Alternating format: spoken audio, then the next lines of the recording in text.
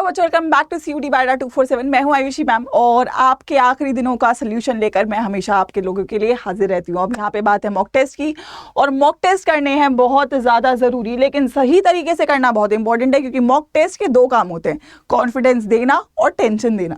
तो मैं चाहती हूँ तुम्हें टेंशन ना दे, तुम्हें कॉन्फिडेंस दे। तो उसके लिए मैं बताऊंगी क्या आप लोग का अप्रोच रखनी है। आखिरी के 10 दिन है, बहुत क्रूशियल है, और सबसे क्रूशियल है मॉक टेस्ट। ऑब्वियसली अगर मॉक टेस्ट नहीं दिया तो क्या दिया, राइट। सो आई थिंक बहुत इंपॉर्टेंट रहेगा। अगर आप लोग तैयार हैं मेरे साथ तो कर दीजिए सेशन को लाइक, जल्दी से एक बार आग की तरफ फैला दीजिए और शुरू करते हैं। मॉक टेस्ट को देने की सही अप्रोच क्या रहेगी। आइए, सबसे पहली बात, कम से कम कितने मॉक टेस्ट देने हैं? 5 से 6 मॉक टेस्ट देने हैं हर सब्जेक्ट के। हर सब्जेक्ट की बोला मैंने, कि पूरे 3-4 सब्जेक्ट के तुम 6 मॉक टेस्ट दे रहे हो ना, ना ना, कम से कम 5-6 सब्जेक्ट के 5-6 मॉक टेस्ट पर सब्जेक्ट, ये आपका मिनिमम नंबर होना चाहिए। ऑलराइट, चलो उसके बाद जब मॉक टेस्ट दे रहे हो तो किस बात पे ध्यान रखना है? किस बात पे ध्यान रखना है? एग्जाम पैटर्न बहुत इंपॉर्टेंट है। तो वो तो वैसे आपको आता भी है, बट स्टिल आप ध्यान रखोगे। नेगेटिव मार्किंग कितने की है, कितने क्वेश्चन करने हैं, कितने मिनट में करने हैं, कितने चूज करने हैं, कितने नहीं करने हैं। तो ये तो बहुत बेसिक चीज़ है, बट ऑब्वियसली मॉक टेस्ट जब हम देते हैं स्पेशली ऑनलाइन मोड में, तो मेरे को आदत पड़ती है कि पेपर में मुझे कैसे अप्रोच रखनी होगी, राइट। उसके बाद दूसरी इंपॉर्टेंट बात रहेगी ऑब्वियसली पैनिक। ये तो भाई पैनिक बटन तो तुम्हारा 24 घंटे ऑन रहता है ना।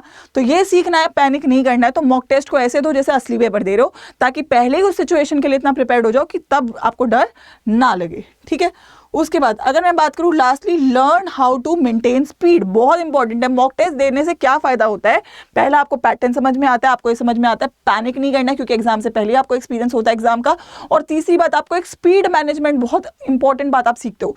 जब आप किताबों से पेपर क्वेश्चन लगा रहे हो तो उसमें स्पीड अलग है, लेकिन जब आप कंप्यूटर से पेपर लगा रहे हो तो उसमें एक स्पीड बहुत मैटर करती है, क्योंकि आपको सॉल्व करना है, फिर वहाँ टिक करना है, क्वेश्चन पढ़ने में भी टाइम लगता है, वहाँ से समझने में भी टाइम लगता है। तो ये 3 चीजें जो है वो मॉक टेस्ट आपको सिखाता है, इसलिए बिना मॉक टेस्ट के पेपर देने नहीं जाना है।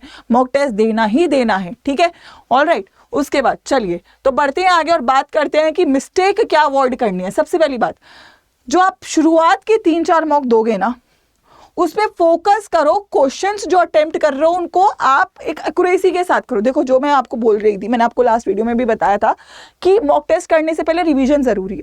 अब जरूरी नहीं है कि हो सकता है कुछ बच्चों का कुछ चैप्टर्स हो पाए, रिवाइज कुछ नहीं हो पाए, तो ये कोशिश करो कि जो तुमने रिवाइज करा है ना वो सही करना है।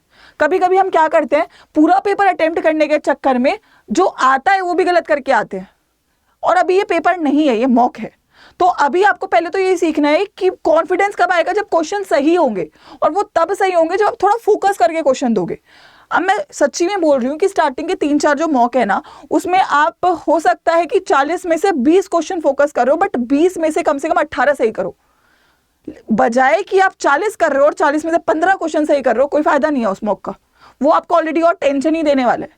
हाँ, अगर आपने 20 क्वेश्चन के हिसाब से चैप्टर मतलब रिवाइज करा है, फॉर एग्जांपल आपने ऑर्गेनिक रिवाइज करी है, तो कोशिश करो ऑर्गेनिक के आप लोग कम से कम 90% क्वेश्चन सही करके आ रहे हो सकता है फिजिकल इनऑर्गेनिक अच्छा नहीं हो रहा, कोई बात नहीं, लेकिन कम से कम एक तो कॉन्फिडेंस आएगा। इसलिए मैंने बोला 3-4 मॉक, एक मॉक में फिजिकल, एक में इनऑर्गेनिक, एक में ऑर्गेनिक, ऐसा करके करो, ऐसी बाकी सब्जेक्ट्स का।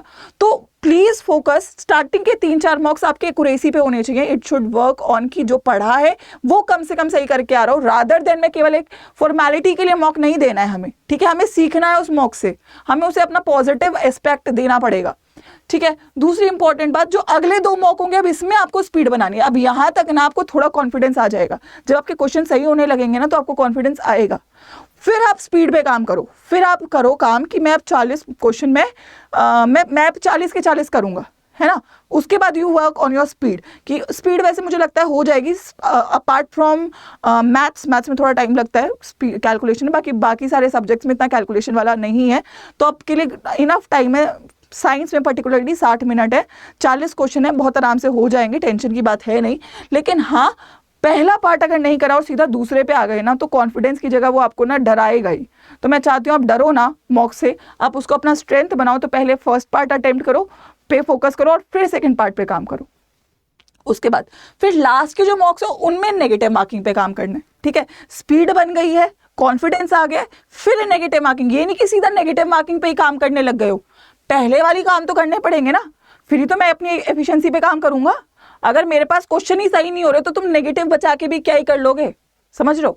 तो पहले आपको अपना कॉन्फिडेंस बनाना है, फिर आपको स्पीड बनानी है और फिर आपको नेगेटिव मार्किंग पे काम करना है।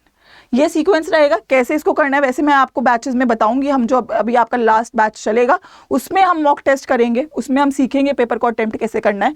बट इवेंचुअली अगर आप खुद से कर रहे हो तो you have to work on these 3 things, ठीक है। उसके बाद ये वैसे मैं आपको पहले भी एक बार बता चुकी हूँ, बट मैं चाहती हूँ एक बार रिमाइंडर दे दूँ आपको, क्योंकि अब आप भूल चुके होंगे। और मैं चाहती हूँ ये बहुत इंपॉर्टेंट है मॉक टेस्ट देने के लिए, जो टाइम डिवीजन है वो बहुत इंपॉर्टेंट है, क्योंकि अगर आप टाइम डिवीजन नहीं कर रहे हो तो आपकी स्पीड भी गई और आपकी एक्यूरेसी भी गई। तो स्पीड और एक्यूरेसी को मेंटेन करने के लिए ये काम जरूरी है। आपके पास जो भी टाइम है, स्टार्टिंग के 20 से 25 मिनट पूरे एग्जाम को गो थ्रू कर लो। ये फर्स्ट 3 मॉक्स में नहीं करना, लास्ट के मॉक्स में करना है जब आपको कॉन्फिडेंस आएगा, ठीक है। पूरा पेपर गो थ्रू करना है, ये नहीं कि एक क्वेश्चन नहीं हो रहा तो उसी पर टक के चले गए हो, क्योंकि ये एग्जाम आपका टाइम बेस्ड एग्जाम है, चॉइस बेस्ड एग्जाम है। ये आपको कुछ क्वेश्चन ऐसे देगा जहां पे आप फंसोगे, लेकिन आपको उनमें नहीं फंसना है, आपको आगे बढ़ना है, ठीक है। तो स्टार्टिंग के 20 से 25 मिनट आपको एक बार पूरा पेपर देख लेना है। उसके बाद आपको जो लेंदी क्वेश्चन है उनमें दिमाग नहीं खपाना है, उनको मार्क फॉर रिव्यू रख लेना, बाद में टाइम मिलेगा कर लेना।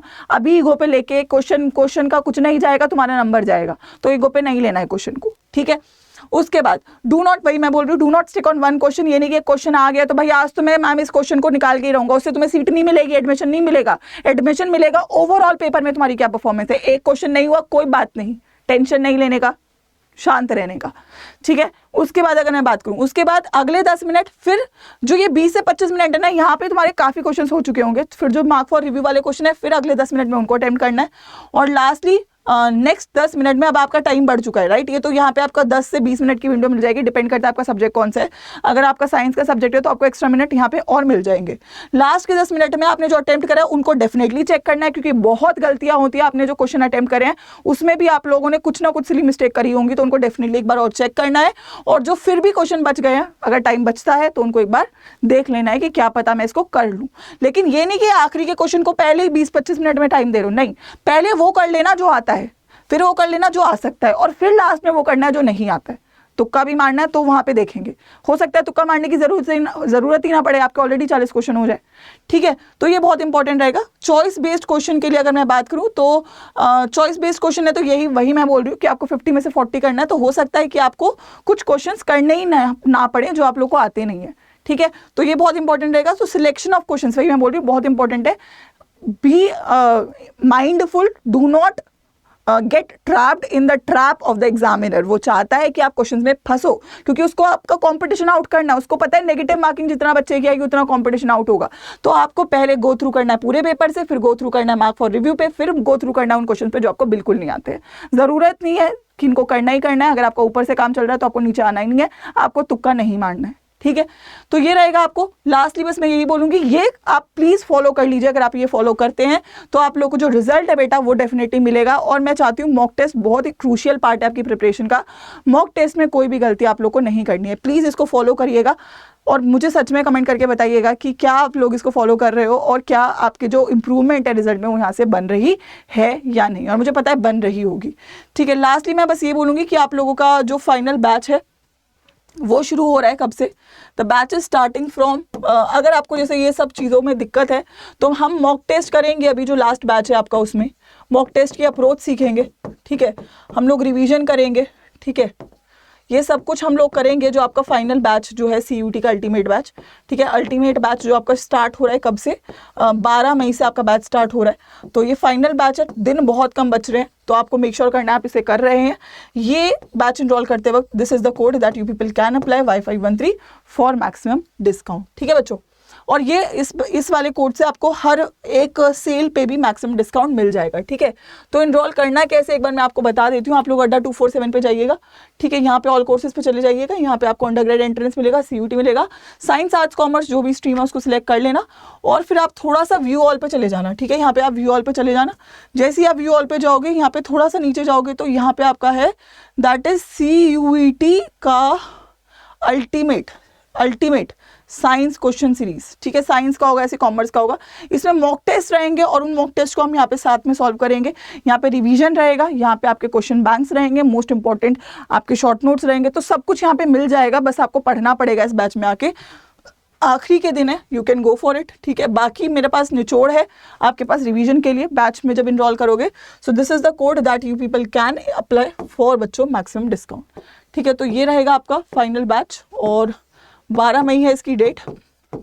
Apart from that please definitely follow निचोड़ सीरीज, बहुत इंपॉर्टेंट सीरीज है ये आपकी, इससे आपका बेस्ट रिवीजन और कहीं हो नहीं सकता है। तो निचोड़ रहेगा, बाकी ये बैच रहेगा, Y513 मेरा कोड रहेगा। इससे आपको हर सेल के लिए जब भी कोई और नई सेल भी आती है तो उस पर भी आपको मैक्सिमम डिस्काउंट मिल जाएगा। ठीक है, तो जस्ट मेक श्योर कि आप ये कोड इस्तेमाल करते हैं।